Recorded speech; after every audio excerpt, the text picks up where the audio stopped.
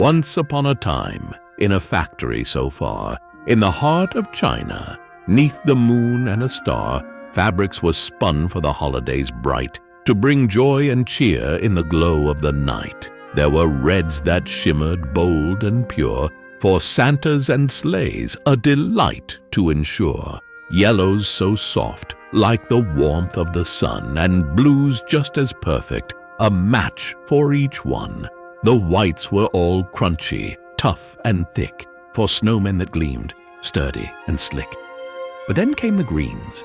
Oh no, what a mess. For their coating was faulty. It couldn't impress.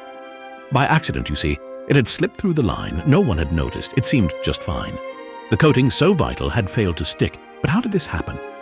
Well, here's the trick. The factory was busy, working day and night, shipping fabrics worldwide, keeping things tight. But amidst the rush, in a hurry so quick, the green batch went out. Oh, what a slick!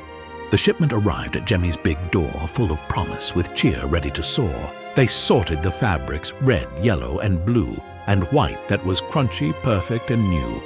But hidden within was the troublesome green, a batch that would cause a big holiday scene.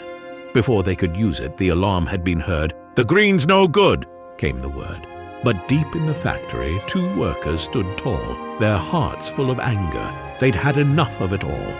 Paid only a cent for each hour they spent, they thought it unfair, and their rage quickly went. "We're tired of Jemmy, of making it rich, while we toil all day and our lives never switch. Let's use that bad green, let's make it a joke. We'll teach them a lesson." One worker spoke. The other one nodded, a grin on his face. "We'll ruin these Grinches, we'll do it with grace. No one will know until it's too late. We'll get our revenge, it's time to create." They whispered to others, who joined in the fun. Soon every worker was in on the run. Make Grinches and Maxes with the green fabric floor. When the rains come down, they'll surely withdraw. So the machines were set, and the workers all laughed as they stitched up the Grinches with their crafty craft. The Maxes were made with the same faulty hue, and every worker knew just what they'd do. The Grinches were boxed, with Max by their side, ready for shipping. Their time would soon ride. Off to America, to Walmarts so grand, where they'd stand tall in many a land. The people were thrilled when they saw them inflate, grinning Grinches with Max. They were truly first-rate. For at first they stood proudly, inflated just fine.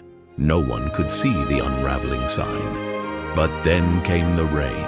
Oh, that dreadful day, when the skies opened up in a dark, wet display. The green fabric soaked, and as water poured down, the coating came off, causing many a frown.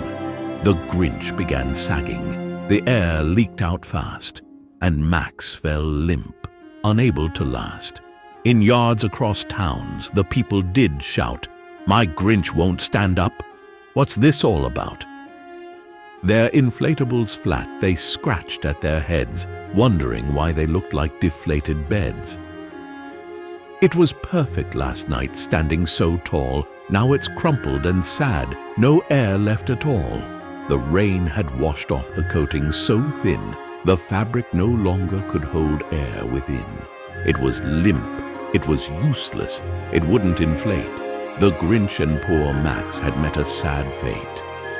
Meanwhile, in China, the workers just grinned, knowing full well the mischief they'd pinned. "We did it, we showed them," they cheered with delight, as the Grinches all fell in the dark of the night. And thus spread the tale of the fabric so green that ruined the Grinches and spoiled the scene. From a factory far, far away it was told of the workers who rebelled, both crafty and bold. So next time you see a Grinch on display, standing tall in your yard for the holiday, remember this tale of a batch gone wrong, and workers who plotted a revenge so strong. And if the rain falls and your Grinch starts to sag, it might be the coating that's waving a flag, a tale of rebellion, of workers' delight, who stitched up a Grinch with a mischievous bite.